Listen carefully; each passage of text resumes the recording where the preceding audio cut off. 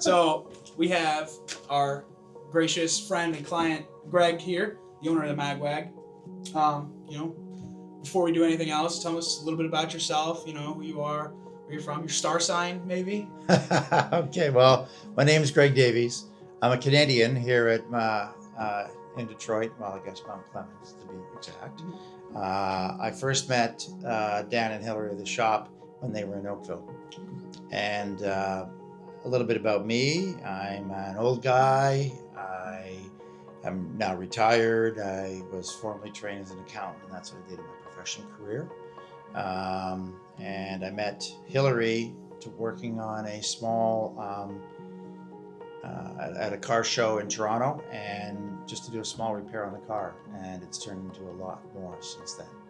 Yeah, that's a great lead in to my first question here. Like, what is the story behind the Magwag? Right? Why did you choose a Magnum? Where did the car come from? So I bought the car brand new back, and I took delivery on Labor Day weekend, the September of Labor Day weekend, 2005. I still have the original window sticker.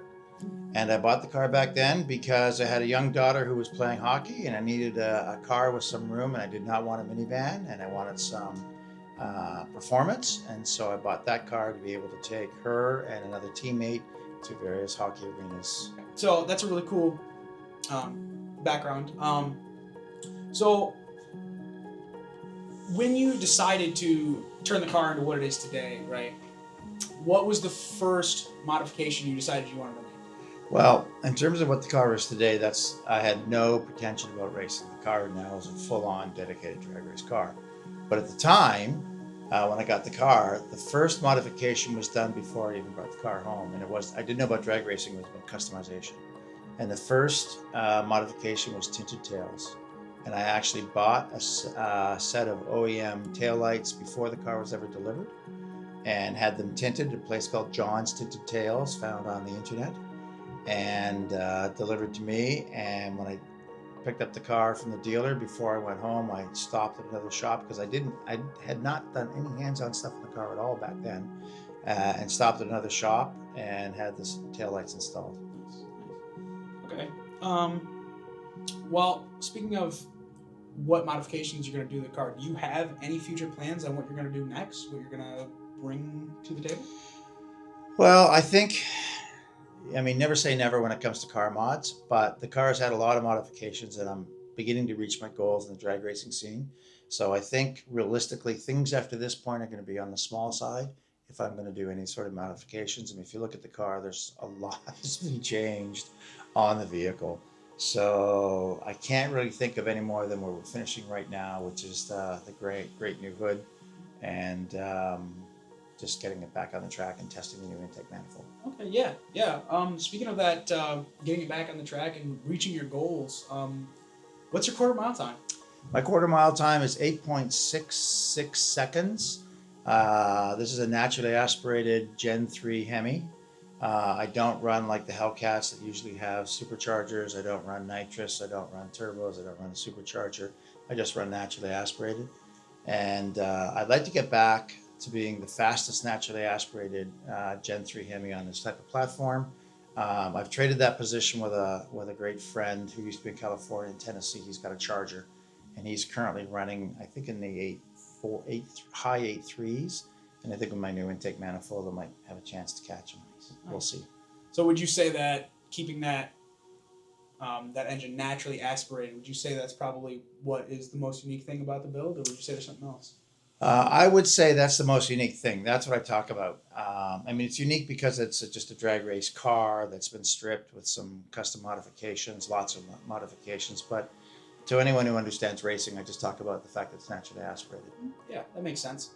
So, like you said earlier, you didn't ever have any dreams of really drag racing the car or anything.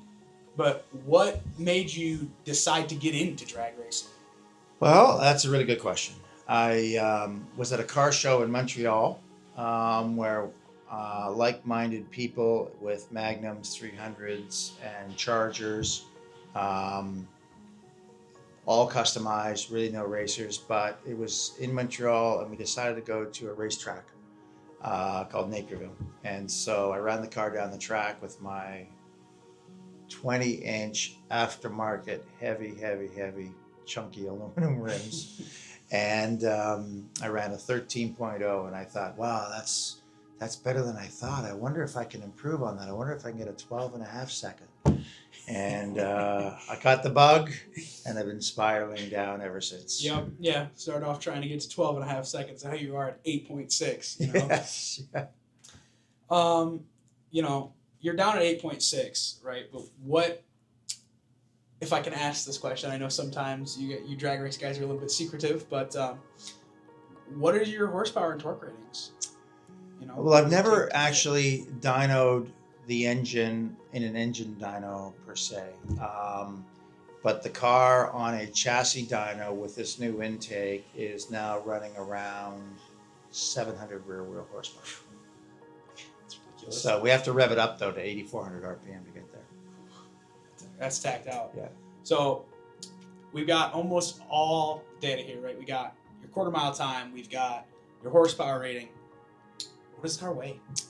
It weighs 2,575 pounds without a driver in it. That's so bad. I mean, naturally aspirated, the way to go fast is to lose weight. Right. So I did buy myself a set of wheel scales, to be able to know the weight of that car. And I bought a fish scale. When I take anything off, I weigh it. Okay. So I need to create a list of all the things that I did because I never did that initially, and I really should have along the way. I even weighed the burnout rubber I scraped out of the wheel wells one time, which was a pound. So every pound matters, right? It does, yeah. What's the biggest challenge that you faced in this build, right? You know. Biggest challenge is knowing when to stop, because there's always something you can do, always something to improve on, always a change that's always very interesting and always kind of fun to do it. But at some point you have to try to stop, even for a little while.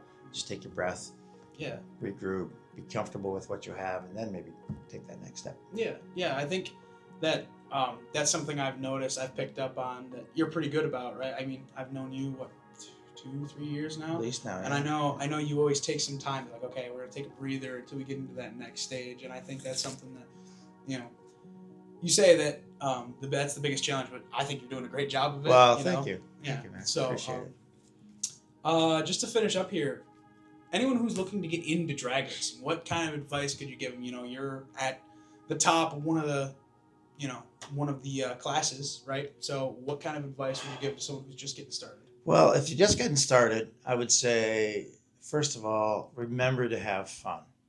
And I'll jump ahead and then I'll come back. What I mean by that is there are so many incredibly serious drag racers, and you get into an ultra competitive level, even past the levels that I'm at.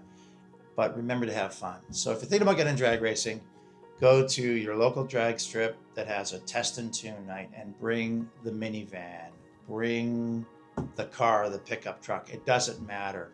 No place else can you legally just get behind the wheel and go down with your foot on the gas all the way, right? And don't worry about getting a best reaction time or anything. Just go and have fun.